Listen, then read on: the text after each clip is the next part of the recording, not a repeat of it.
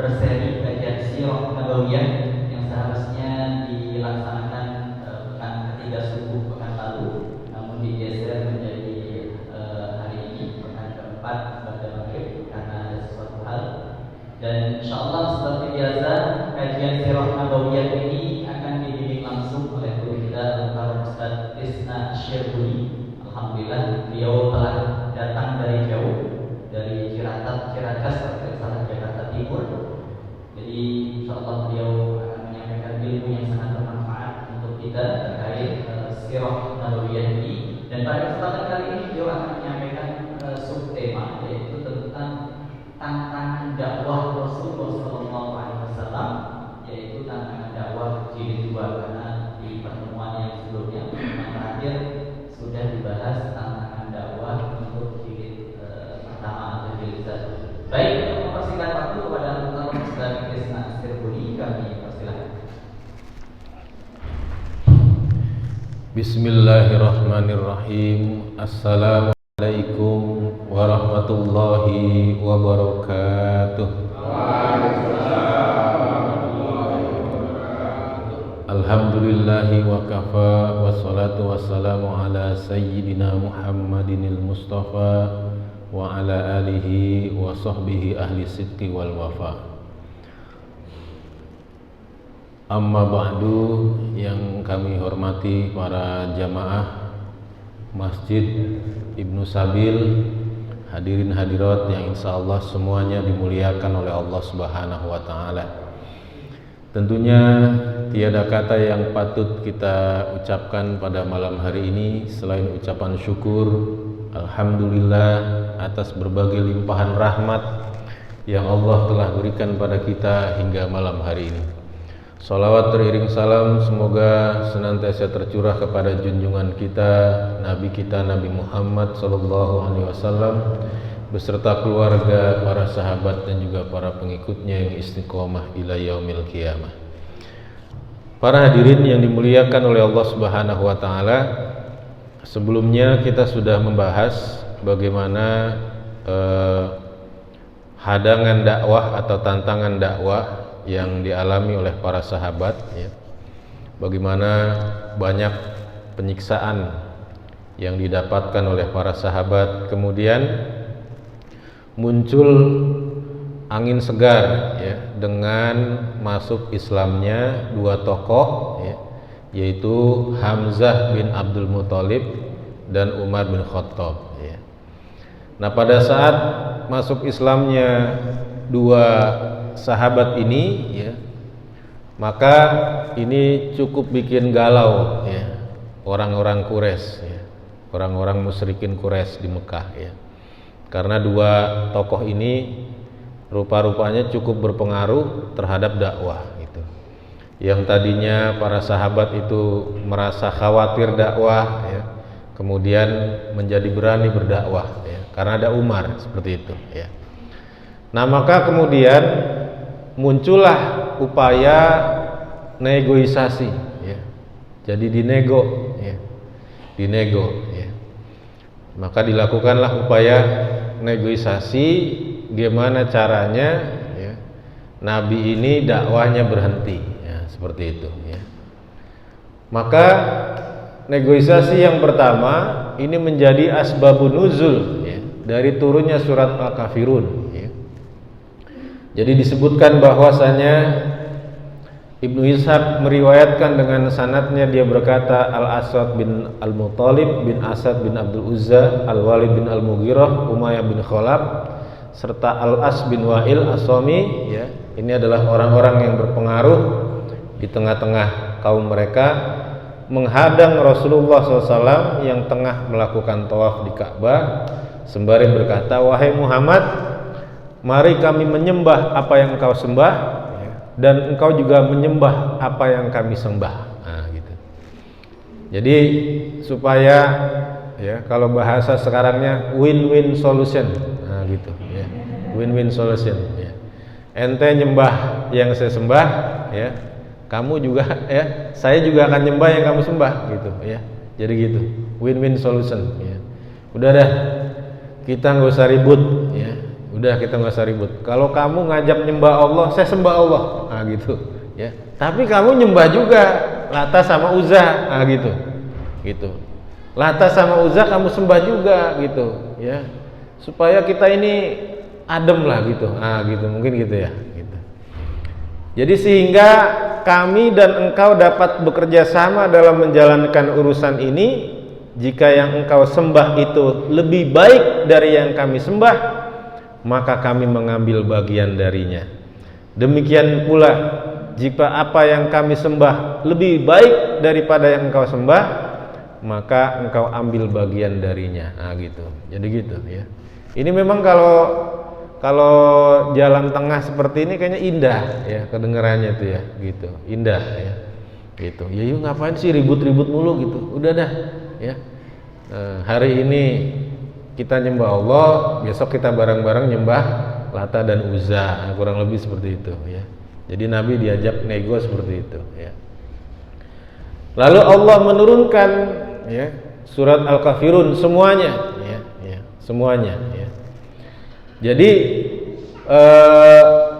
pada saat itu sampai-sampai orang Quraisy itu saking pengennya ya, Nabi Muhammad itu menerima negosiasi mereka gitu ya. Jadi kalau kita nyembah Allah udah pasti dah kita sembah Allah dah gitu.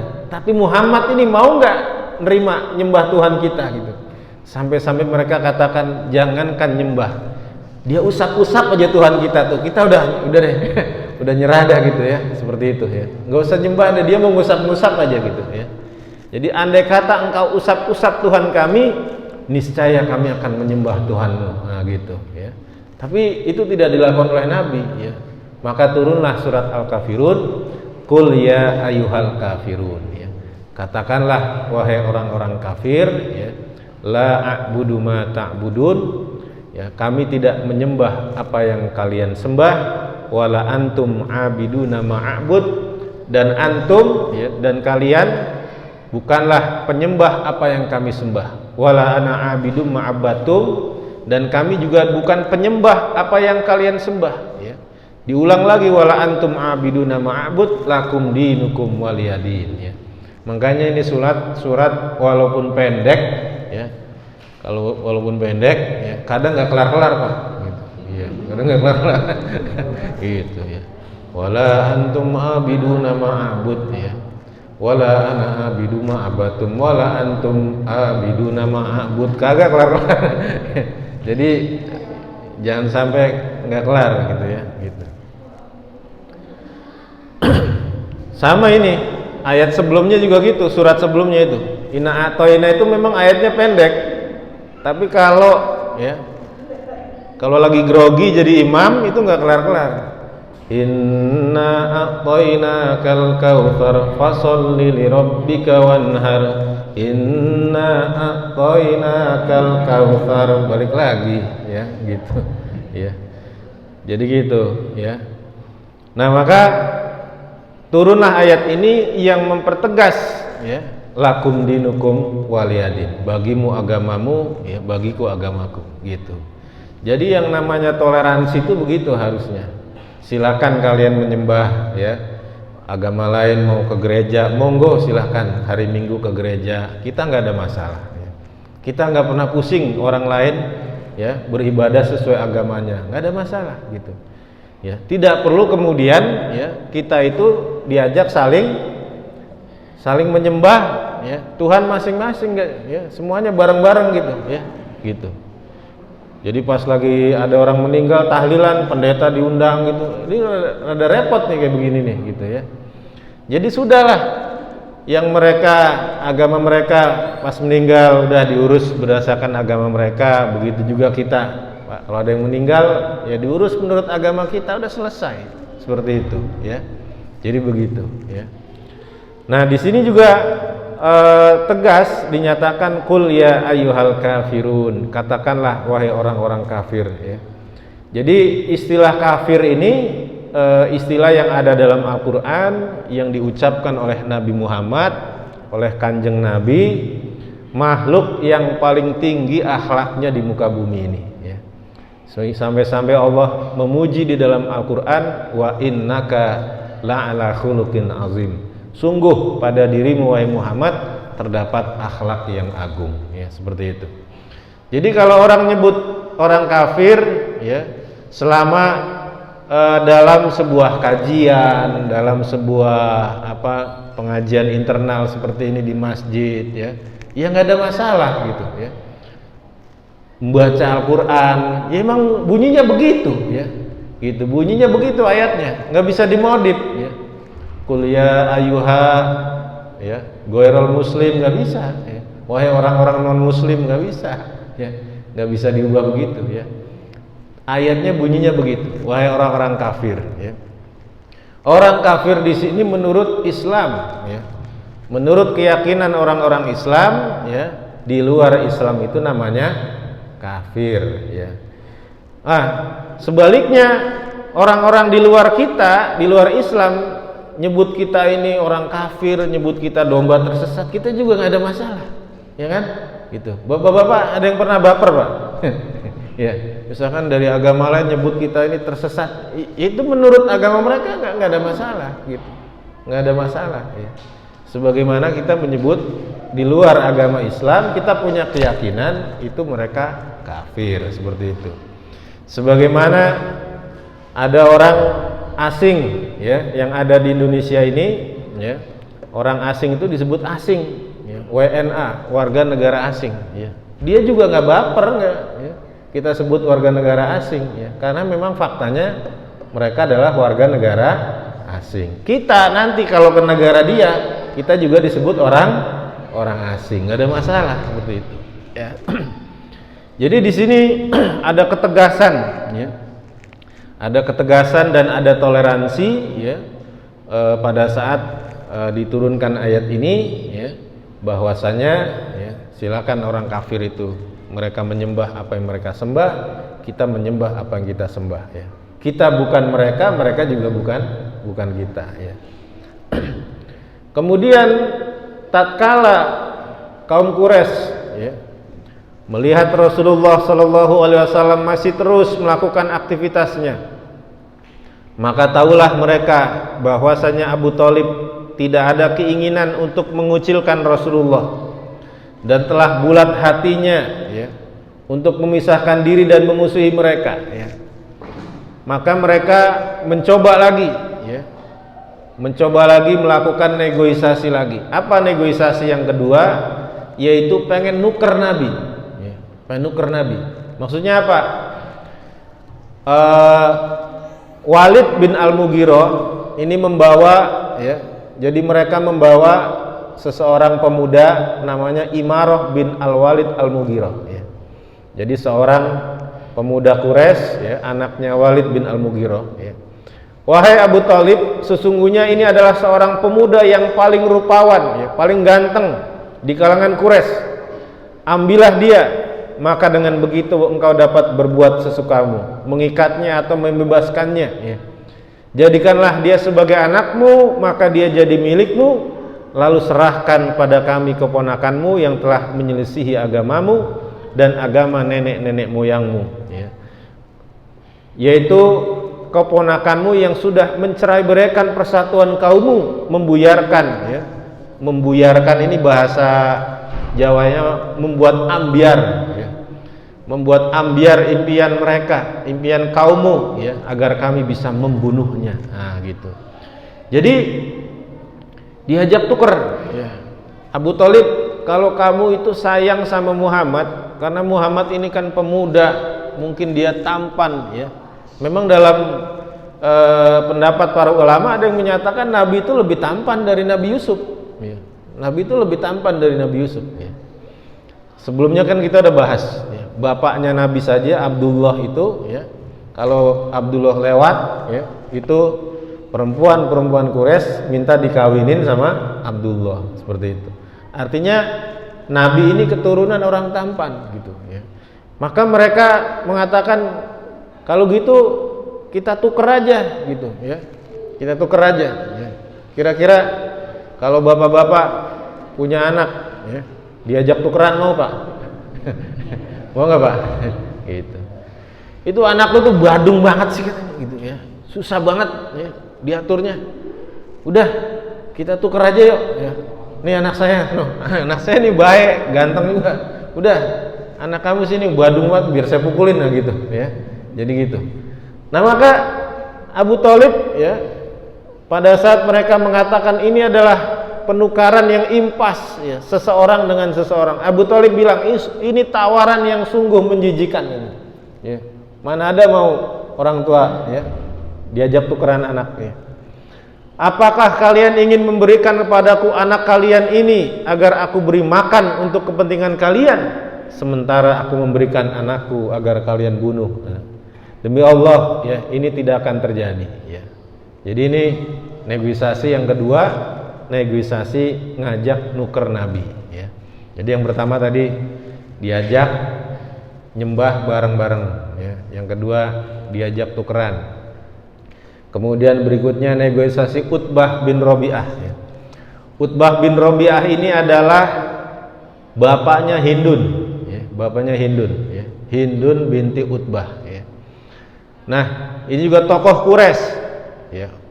Wahai anak saudaraku, sesungguhnya engkau telah datang pada orang-orang dengan sesuatu yang amat besar sehingga membuat mereka bercerai-berai ya. Membodoh-bodohkan harapan mereka ya. Jadi kalau bahasa, ini mohon maaf ya, kalau bahasa kekiniannya anak kamu ini sudah membuat mencerai-beraikan kebinekaan kita. Nah, mungkin gitu bahasanya sekarang ya. Sekarang gitu ya, bahasanya gitu. Wah, ini. Jadi intoleran, nah gitu ya. Membodoh-bodohkan harapan mereka ya. Gimana nggak membodoh-bodohkan ya.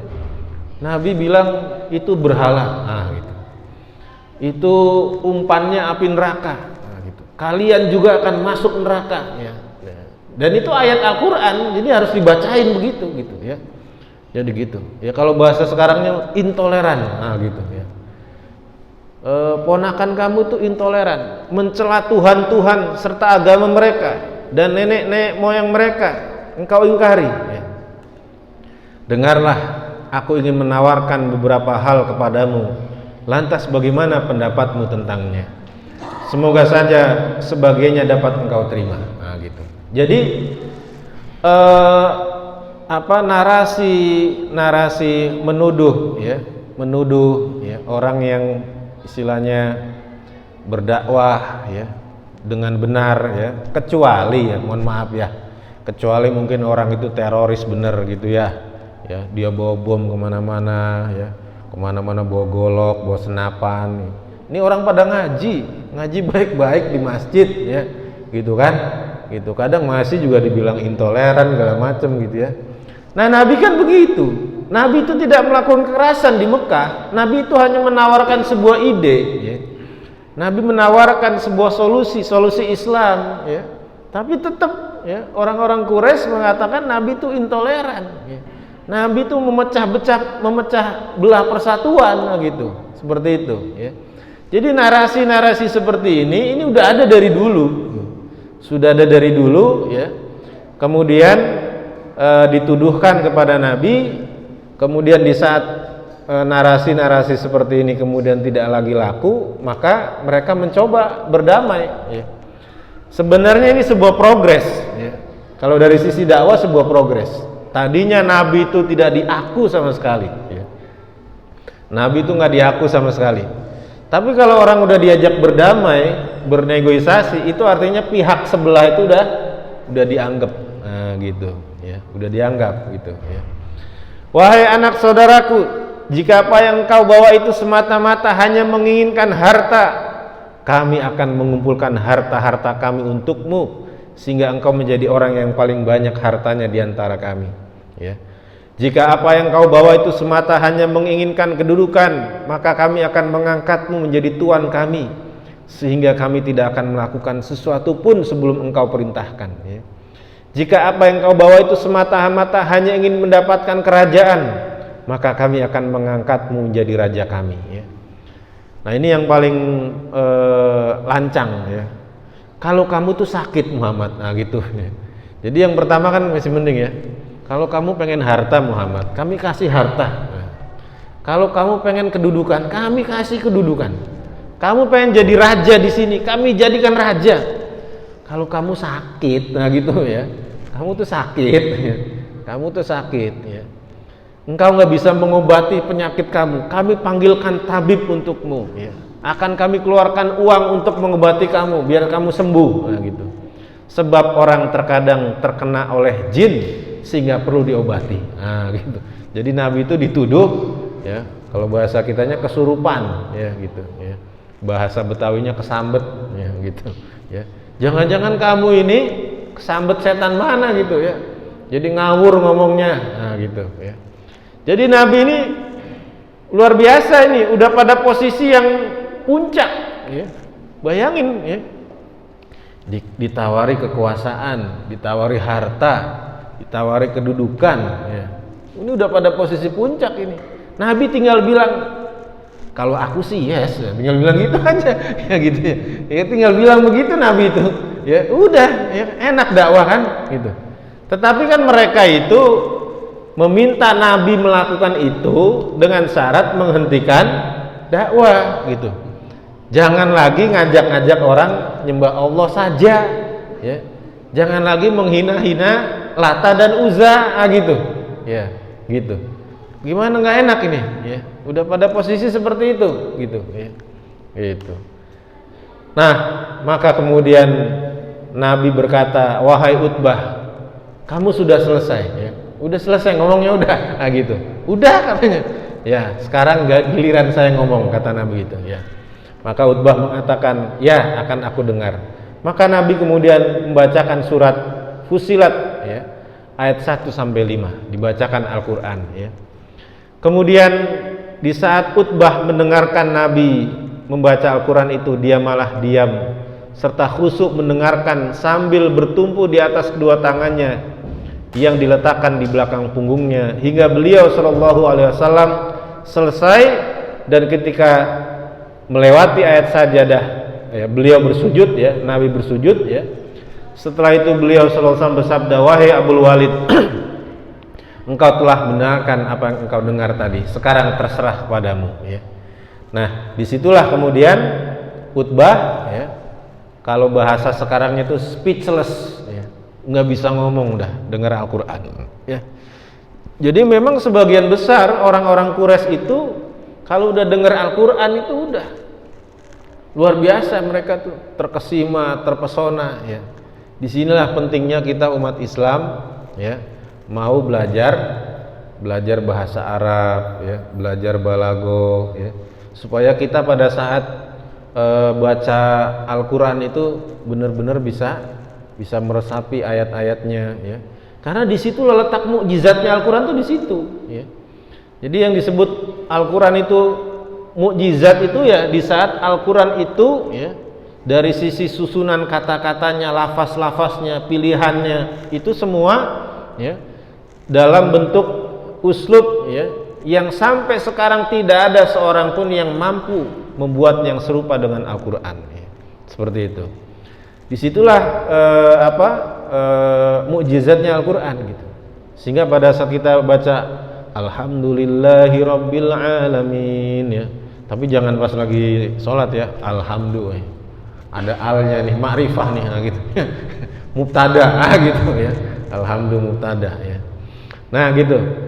Jadi hadirin sekalian, maka pada saat Utbah itu begitu terkesima, ya, bapaknya Hindun ini begitu terkesima mendengarkan Al-Quran, dia pulang nemuin orang-orang Quraisy. Dia berkata bahwa aku telah mendengar suatu perkataan yang demi Allah belum pernah sama sekali aku mendengar semisalnya, ya. Demi Allah, ia bukanlah syair, bukan sihir, bukan pula tukang tenun, ya. Wahai kaum Quraisy, patuhilah aku, serahkan urusan itu kepadaku, serta biarkanlah orang ini melakukan apa yang dia lakukan.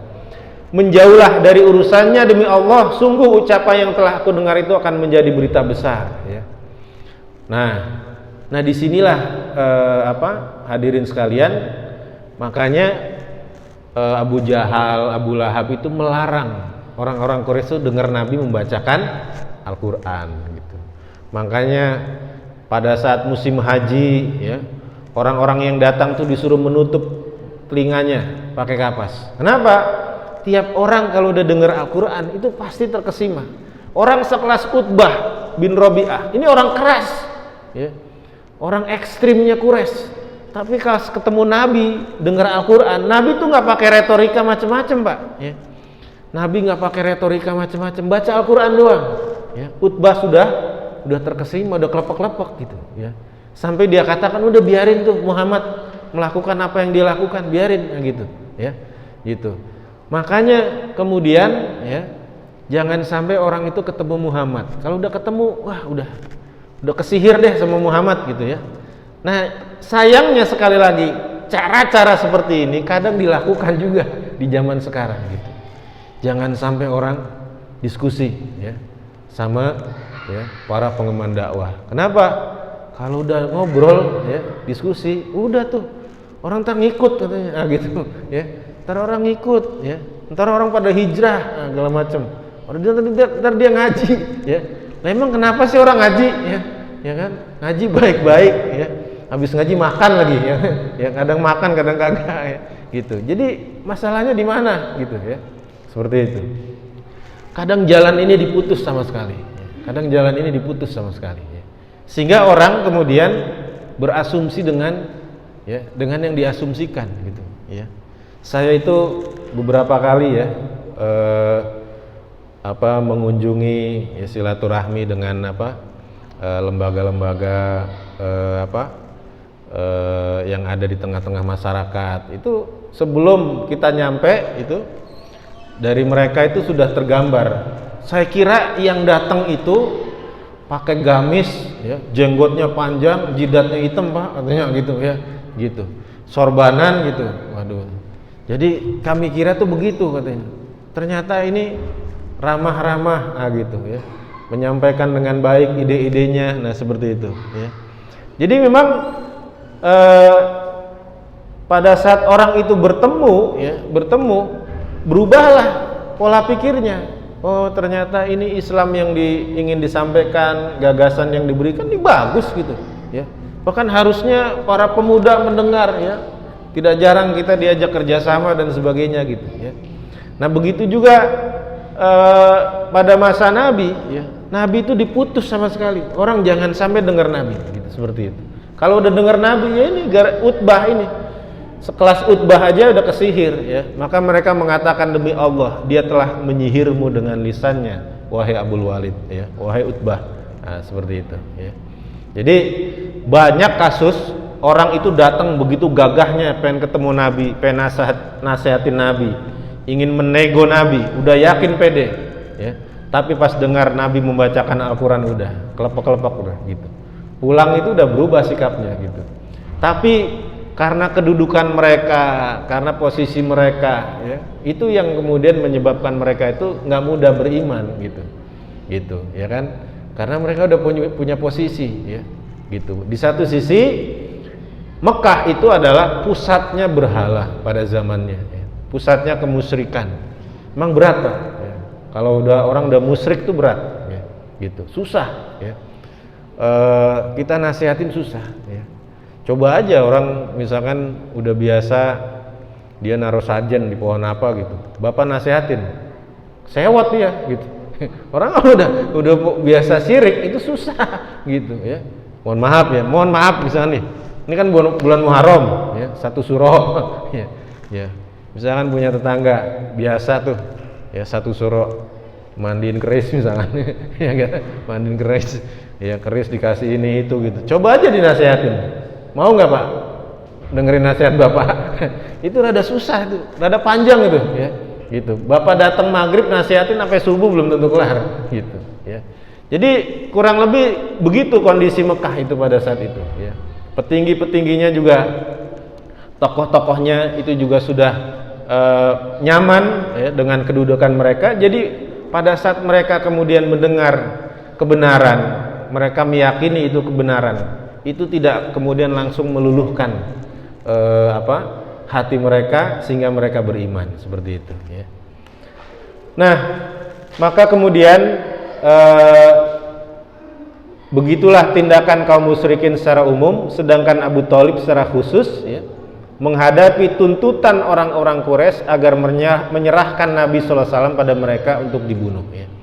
Abu Thalib mengamati gerak-gerik dan kasak-kusuk mereka dan mencium keinginan kuat ya, mereka akan benar-benar menghabisi Nabi SAW ya, sebagaimana yang dilakukan oleh Uqbah bin Abi Mu'id ya, dan Abu Jahal. Akhirnya melihat situasi seperti itu, Abu Thalib mengumpulkan semua keluarga besarnya ya. Dikumpulin itu dari Bani Hasyim dan Bani Al-Muthalib ya. Abu Thalib meminta agar mereka menjaga Nabi SAW ya. Bani Hasyim, wahai Bani Al-Muthalib ya, lindungin nih Muhammad ya. Kalau kalian lihat di jalan Muhammad ada yang ganggu-ganggu, bela dia. Nah gitu, jaga Muhammad, lindungi Muhammad ya. Nah,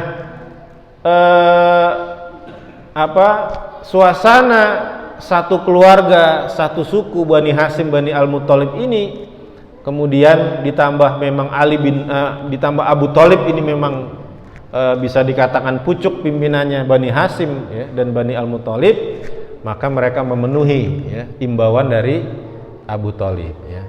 Baik mereka yang sudah masuk Islam maupun yang masih kafir ya. Jadi karena Bani Hasyim dan Bani Al-Muthalib ini belum semuanya muslim ya, gitu. Nah, mereka berikrar dan mengikat janji di Ka'bah ya, selain saudaranya Abu Lahab ya. Jadi dari semuanya itu cuma Abu Lahab yang absen ya. Abu Lahab ya, satu-satunya ya. Maka dalam sebuah kitab dinyatakan tentang keutamaan Bani Hasyim dan Bani Abdul Muthalib ya. Dalam sebuah hadis an Jabir bin Mut'im qala lama qasama Rasulullah sallallahu alaihi wasallam ya, sahma dzil qarbi ya, baina Bani Hasyim wa baina Al-Muthalib wa Bani Al-Muthalib, ataituhu ana wa Utsman faqultu ya Rasulullah haula Banu Hasyim la yunkiru fadlahum li makanik ya. Jadi pada saat Nabi SAW membagi-bagikan harta rampasan perang ya, lama qasama Rasulullah SAW sahma dzil qarbi, pada saat Nabi itu membagikan rampasan perang bagian untuk kerabat Nabi ya. Jadi dalam Al-Quran itu ada rampasan perang itu khusus buat kerabatnya Nabi. Nah gitu. Nah yang dibagikan itu adalah Bani Hasyim dan Bani Abdul Muthalib ya. Maka di sini Jubair bin Mut'im itu mendatangi Nabi bersama Utsman bin Affan ya. Fakultu, kemudian dia berkata kepada Rasulullah, ya Rasulullah, semuanya Bani Hasyim, Bani Abdul Muthalib, kami tidak mengingkari keutamaan mereka ya, dikarenakan kedudukanmu ya. Alladzi wada'akallahu bihi minhum, di mana Allah meletakkan dirimu bersama mereka ya, bersama Bani Hasyim dan Bani Abdul Muthalib. Ara'aita Bani Al-Muthalib ya, a'taitahum wa mana'tana ya. Bagaimana pendapatmu wahai Nabi ya? Engkau memberikan Bani Hasyim, memberikan Bani Al-Muthalib, tapi kamu tidak memberikan pada kami. Kami ini kan masih kerabat kamu juga gitu. Kenapa kami nggak dapat bagian gitu? Jadi kalau perang, bagi rampasan perang, ayatnya ada itu, kerabat Nabi itu dapat bagian rampasan perang. Tapi kenapa Nabi hanya ngasih ke Bani Hasyim dan Bani Al-Muthalib gitu? Kamu memberikan mereka sedangkan kami nggak dapat. Wa inna manahnu hum wa minka bimanzilatin wahidah ya. Dan sesungguhnya kami dan mereka itu bersamamu dalam manzilah yang sama, dalam posisi yang sama ya. Faqala innahum lam yufarriquna fi jahiliyah wala Islam. Nah ini di sini yang Nabi mengatakan kepada Utsman bin Affan, pada Jubair bin Mut'im, sesungguhnya mereka Bani Hasyim, Bani Al-Muthalib itu enggak pernah memisahkan diri dari kami, baik di masa jahiliyah maupun di masa Islam. Maksudnya apa? Bani Hasyim, Bani Al-Muthalib itu lagi susah dia ikut, lagi seneng juga ikut ya. Nah paling susah nyari teman kan begini nih ya kan, teman itu biasanya kalau lagi seneng ya dia datang ya. Giliran susah belum tentu datang tuh gitu. Ya, teman sejati itu ya lagi senang maupun susah ya dia ikut bersama kita. Nah, Nabi mengatakan begitu. Innahum lam yufariquna fi jahiliyatin wala Islam. Ya. Mereka itu tidak memisahkan diri dari kami dalam kondisi jahiliyah maupun dalam kondisi Islam. Wa innama Banu Hasim wa Banul Muthalib syai'un wahid wa syabbaka baina asabi'ahum. Sesungguhnya kata Nabi, Bani Al-Muthalib dan Bani Hasim itu satu kesatuan. Kemudian Nabi merangkaikan jari jemarinya, menggambarkan bagaimana bersatunya Bani Hasim dan Bani Al-Muthalib itu ya. Makanya nanti setelah ini kita nanti akan membahas bagaimana Nabi itu diembargo, diboikot ya. Jadi Nabi itu 3 tahun Pak diboikot sama orang-orang Quraisy. Nggak boleh jual beli sama keluarga Nabi. Jangan ada yang menikahkan anaknya dengan keluarga Nabi ya. Maksudnya keluarga Nabi itu bukan hanya keluarga Nabi Khadijah sama anak-anaknya, semua sekeluarga besar ya. Bani Hasim dan Bani Al-Muthalib. Jadi mereka ini ada yang belum muslim, masih ada yang kafir, tapi pada saat diembargo itu mereka ikut gitu. 3 tahun Pak, bayangin. Nggak boleh jual beli ya. Ibaratnya bapak pengen beli beras ya. Nggak boleh ya. Kamu kan keluarga Bani Hasim gitu. Sehingga selama 3 tahun itu Bani Hasim, Bani Al-Muthalib itu merasakan penderitaan yang luar biasa ya. Itu yang dikenang oleh Nabi, diingat oleh Nabi ya. Sehingga mereka itu punya kedudukan yang sangat istimewa ya, dalam pandangan Nabi ya. Maka kemudian Nabi ya pada saat pembagian ghanimah itu hanya memberikan kepada Bani Hashim dan Bani Abdul Muthalib ya, Bani Al-Muthalib seperti itu. Disinilah sekali lagi letak keistimewaan dari Bani Hashim dan Bani Abdul Muthalib ya. Baik, kemudian hadirin sekalian, Isya jam berapa ini? Ada yang tahu nggak? Ya? 19.47. Ini udah Isya berarti? Belum?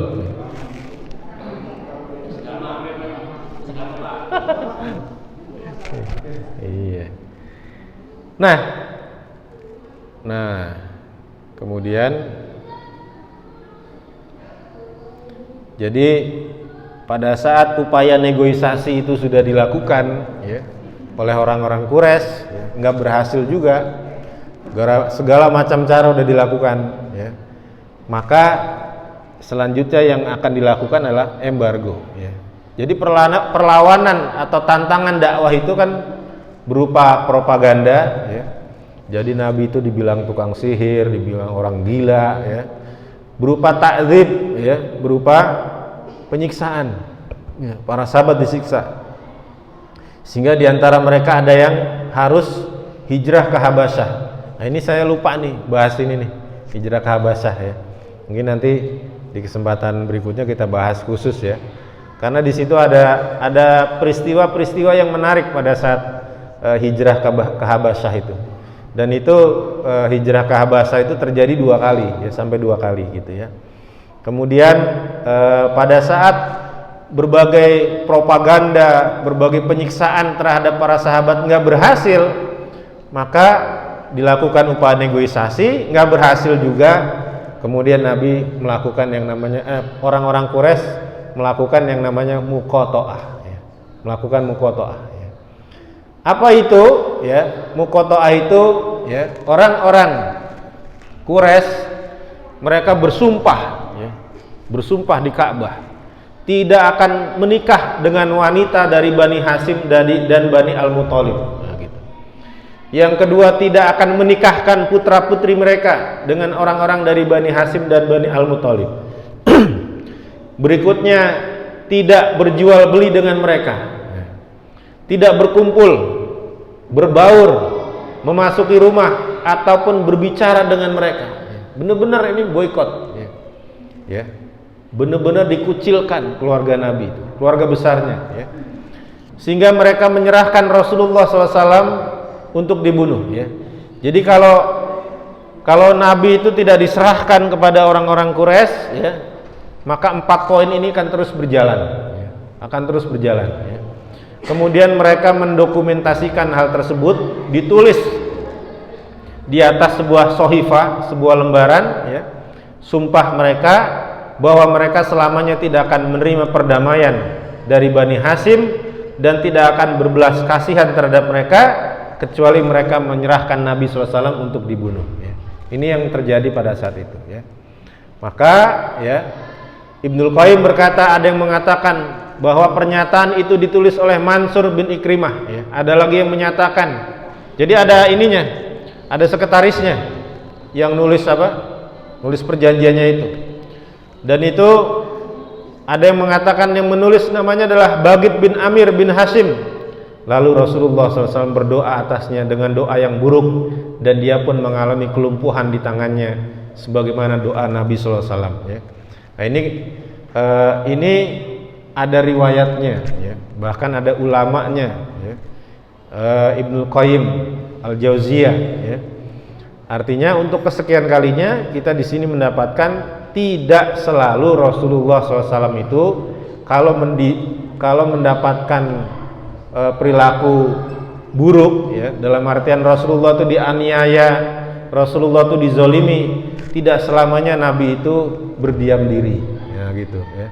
Ada kalanya Nabi itu mendoakan, ya, mendoakan keburukan buat orang yang menzolimi Nabi, gitu. Dan itu ada riwayatnya, dan nggak sekali Nabi begitu, gitu, ya. Jadi jangan kemudian kalau ada orang misalkan, ya, dizolimi, ya, dia marah, ya, kemudian jangan kemudian menyalahkan orang itu satu fitrah sebenarnya, ya kan.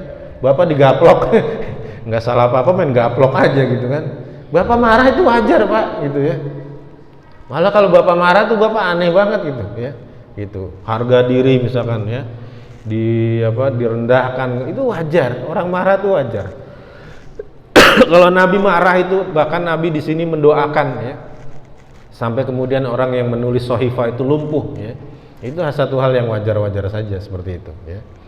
Maka kalau ada ulama, ya, wah itu ulamanya nggak menyontohkan akhlak Nabi, oh, gitu, ya. Lah Nabi itu juga gitu, kalau dizolimi, ya, Nabi mendoakan keburukan pada orang dizolimi, ya, itu satu hal yang biasa, dan itu ada riwayatnya. Ada kalanya Nabi juga tidak memberikan respon, ya.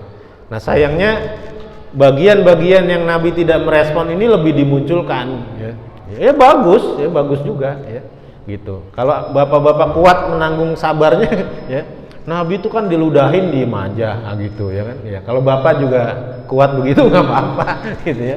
Tapi kalau bapak marah, ya wajar-wajar aja orang diludahin, gitu kan, ya, gitu, ya. Nah, maka perjanjian itu pun dilaksanakan, digantungkan di tembok Ka'bah, ya. Maka pada saat itu, ya, semua Bani Hashim dan Bani Al-Muttalib, mereka yang sudah Islam maupun yang sudah kafir, ya, itu mendukung Nabi, membela Nabi, kecuali satu orang, Abu Lahab, ya. Kecuali Abu Lahab, ya. Jadi ini satu-satunya keluarga Nabi yang tidak mau guyub, ya, dengan keluarganya, gitu, ya. Tidak mau guyub, ya. Mereka akhirnya bertahan di kediaman Abu Thalib, ya, pada malam bulan Muharram hingga tahun ke-7 dari kenabian, ya. Kurang lebih 3 tahun, ya. Jadi mereka diboikot, ya, susah makan dan sebagainya. Ya, insya Allah nanti akan kita bahas detail-detailnya bagaimana pada saat pemboikotan Nabi ini selama 3 tahun itu, kemudian bagaimana berakhirnya, ya. Bagaimana berakhirnya, ya.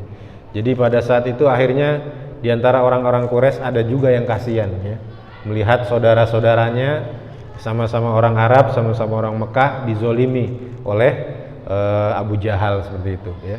Sampai kemudian ada mukjizat, ya, bagaimana tadi lembaran perjanjiannya itu akhirnya juga lenyap, ya, rusak, ya, hanya tersisa, ya,